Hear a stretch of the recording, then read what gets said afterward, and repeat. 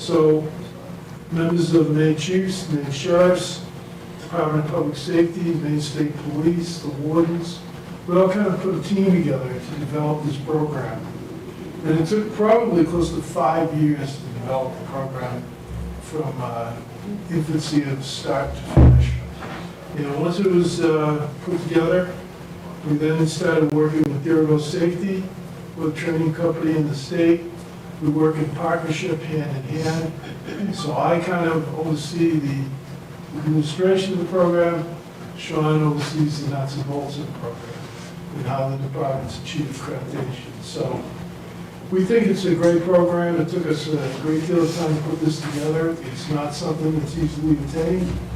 And right now, the Sheriff's Office will be the 19th agency in the state of Maine to achieve this. So there's only 19 departments, both municipal and sheriff's departments, that have achieved this award. So, May I ask, out of how many? oh God, this So this is it's going to be Somerset County is the second MLEAP accredited agency in the state. no, not the same.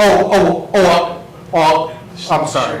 I'm the sheriffs. Okay, Number sorry of about that. departments in the state would be the 16 sheriff's offices, About 120 departments. about 112 municipal agencies. The state police are now working on this to obtain this as well. So you've got 125, 130 departments that are working on this. And we have 19 each. Somerset will be the 19th department to achieve the recognition. And again, I stress. And the second county? Correct. Second All right. county agency. And I Good. stress again before I turn it over to Sean, this is a very intense program to attain accreditation. He's going to tell you how the department does. Sean?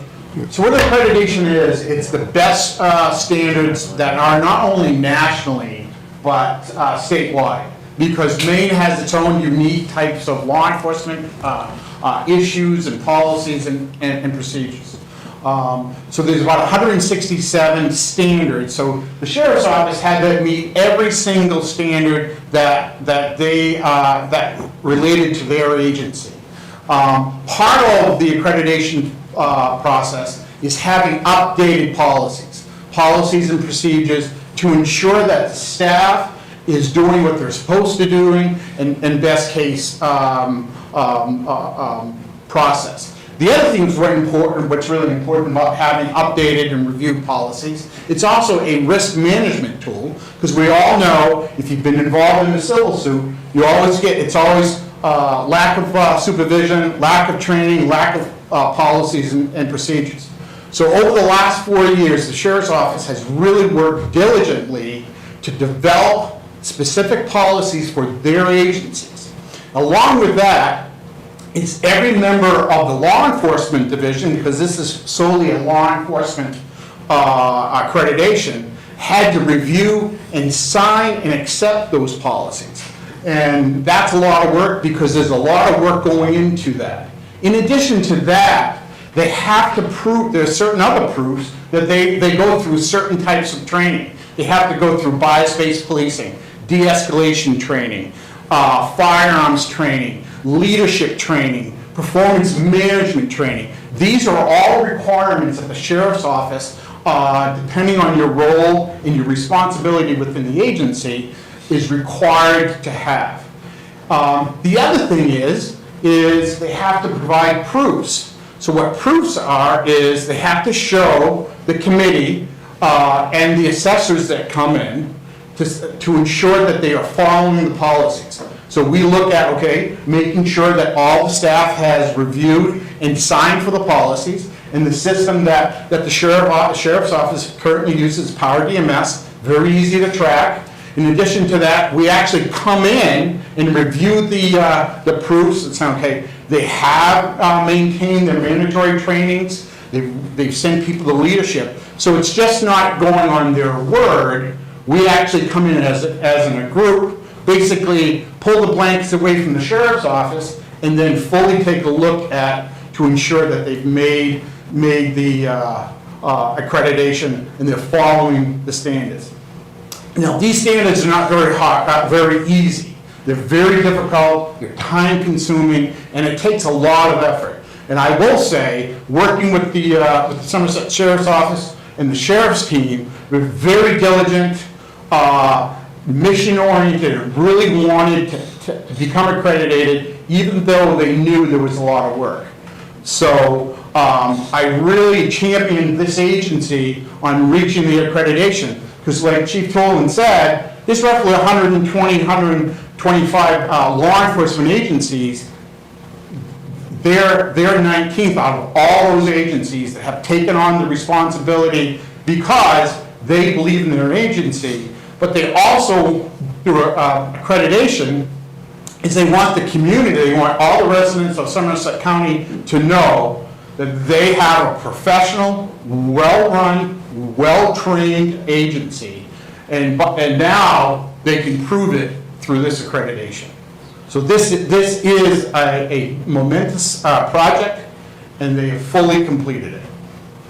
Chief? Yeah, the other thing I would add, I'll read the plaque to you, even though I left my glasses. Want me to read it? Let him have it. This is not a forever accreditation. Correct.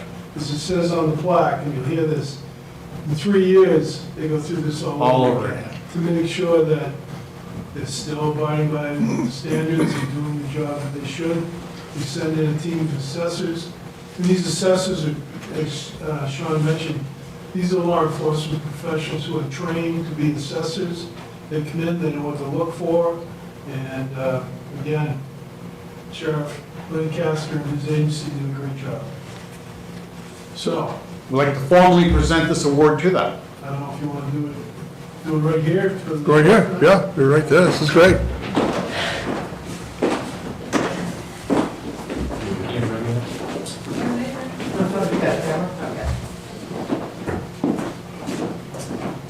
Show you where we go. You got that, I think the chair of the commission is going to do. Right. We can do without the chair. Oh, shoot, wrong way.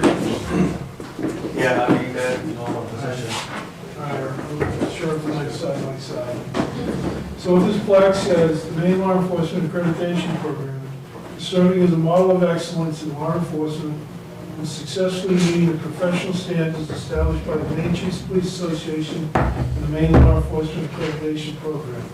Somerset County Sheriff's Office has reached the highest level of professionalism and integrity and is hereby recognized as a state-accredited law enforcement agency for a period of 3 years, dated today's date. Congratulations, Sheriff. Thank you very much.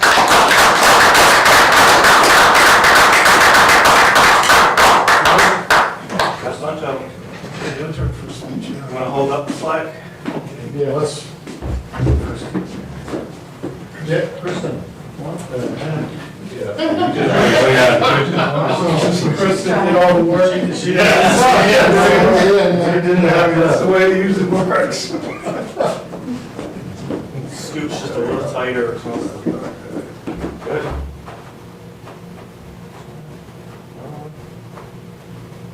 Very good. Congratulations.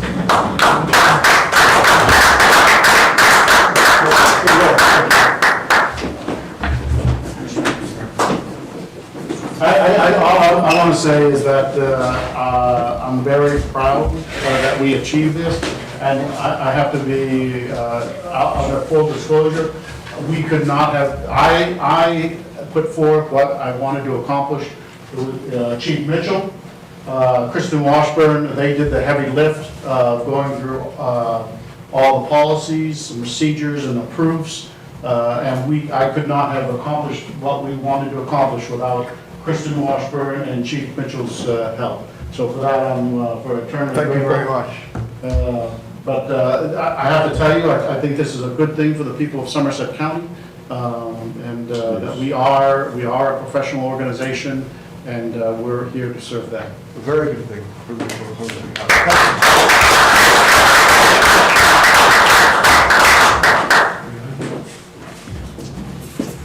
We're gonna leave.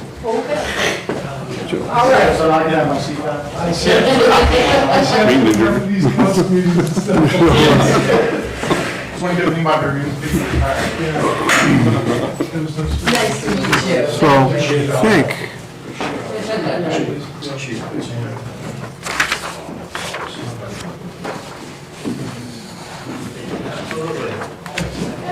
enough to be able to do anything.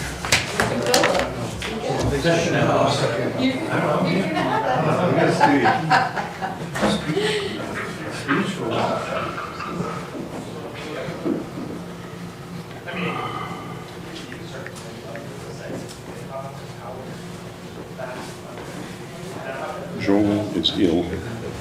Joel is ill. He's sick. Oh, he's sick, okay. Yeah, So he's not here, all right. Okay, well, he didn't really want to spread it. No, good. Sherry is not here. No. So we're not gonna.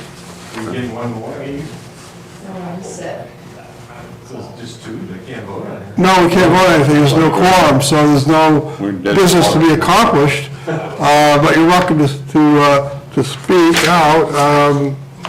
I was going to say, with this, You want to go through the report? Oh, good, yeah. is there any reports, diary reports that we want to speak of? I will. Sure. I have two new people. Oh, wonderful. You guys haven't met. Yes. Come on in. Come on. Danielle has been with us for a little bit, but she's been hard at work and too busy to come down, and I made her come down today. Actually, Natalie did. And Savannah started on Monday. She's our new victim witness advocate. Wonderful. Good. I wanted to say hi. Thank you And for, well, congratulations, thank you. we're gonna hire Sydney in what, 2 weeks? On the 15th. Don't look at me like that, Sheriff.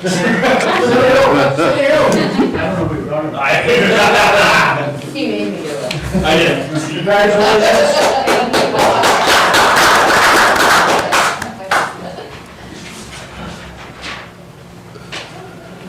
Other than that, everything's great. Beautiful, thank you, good. Does anybody else have any words of wisdom for us, or? Cory?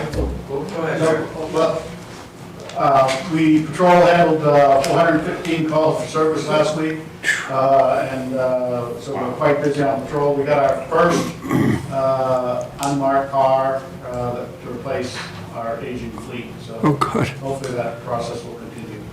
great. Cory? This week, we're replacing the propane steam kettles in the kitchen. We have 2 steam kettles.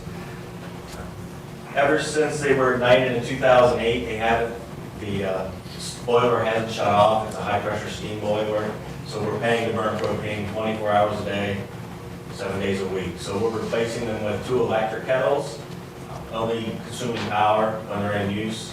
So I anticipate a significant savings there. 9 CO vacancies right now, certainly actively recruiting, a couple job fairs coming up with graduations. So typically we do get a few as a result of those. And your for hire sign is still vigilantly standing in downtown Fairfield. And we thank you for that. Yeah, you're very welcome. Anything else, Cory, or? Nope, all set. Okay. Yes, David. The UTs have had trouble this year with several plow contracts. We had 2 that were up for renewal, and in one case, the contractor said he would not come back. And we share a road, like Moxie Road, with the Forks and us. We own the middle section. The Forks is working on lining up someone to get that plowed, and since they're local, it's going to be a local person that's going to do it. It's only a little over 5 miles, so you can't bring somebody any kind of distance to do that. Right. But we did find out some good news. On top of the bad news we had with Kingsbury, which was an executive session. But the contractor that we had and told us earlier this year that he didn't have any numbers prepared yet, and told us to go ahead and go out for an RFP. We were going to go out to an RFP with both Brighton's roads, our roads in Mayfield, and Kingsbury's road, because we're part of an interlocal agreement. And Kingsbury basically told us they were leaving. So that left us kind of scratching our heads going, now what do we do? But the contractor has come back with some numbers now, and it's actually a big jump, but it's less than budgeted for because I'm expecting a big jump. So at least we're gonna have the Mayfield roads plowed. The contract will be on the next meeting, so you'll be able to sign it then and approve it. But it's good for 3 years and 2 years in option, or we'll discuss the going rates at that time. Well, just to let you know, on Resolution 2393 and 2394, those were both going to be tabled.